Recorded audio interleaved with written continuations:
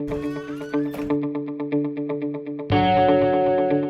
regard des attaques que le Maroc et le continent africain subissent régulièrement, et nous avons parlé cette année 2025 de la CNSS, tout le monde en parle, hein. Encore une fois, je vous dis, c'est une goutte d'eau dans un océan des attaques cybernétiques.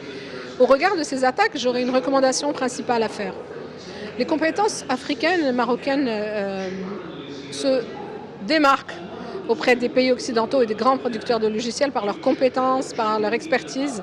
Et nous avons aujourd'hui, que ce soit les compétences diplômées qui s'expatrient ou les compétences marocaines qui n'ont pas forcément de diplôme et qui ont étudié et qui ont acquis des compétences, comme on appelle ça, from scratch.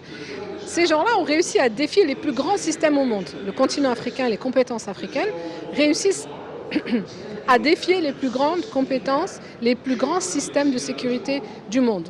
Donc la principale recommandation serait d'utiliser ces compétences, de les garder sur le continent africain, d'être auteur de nos propres solutions, de recruter nos propres compétences pour créer notre propre système de sécurité et à ce moment-là protéger la souveraineté de nos États. Puisque ces compétences se démarquent de toute manière à l'étranger, pour celles qui sont d'ailleurs jamais sorties du pays, se démarquent à l'étranger parce qu'ils arrivent à outrepasser toutes ces frontières numériques. Et nous avons tout à gagner à aujourd'hui valoriser nos compétences marocaines, à valoriser nos compétences africaines pour une souveraineté africaine. Et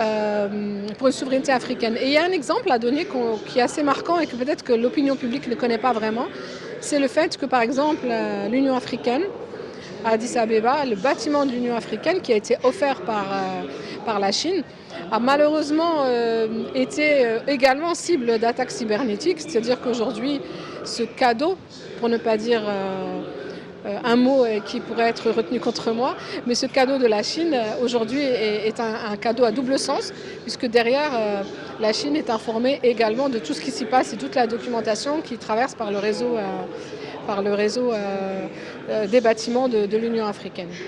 Donc nous avons tout à gagner à travailler avec nos compétences, nous avons tout à gagner à valoriser nos compétences africaines pour éviter de les laisser partir, parce que le rêve et l'Eldorado est en Afrique et pas ailleurs. Et je vous remercie pour votre invitation. قبل ما تخرجوا ما تنسوش تابوناو في العشان يوتيوب وبارطاجيو الفيديو وديروا جيم وتابعوا الدار على مواقع التواصل الاجتماعي.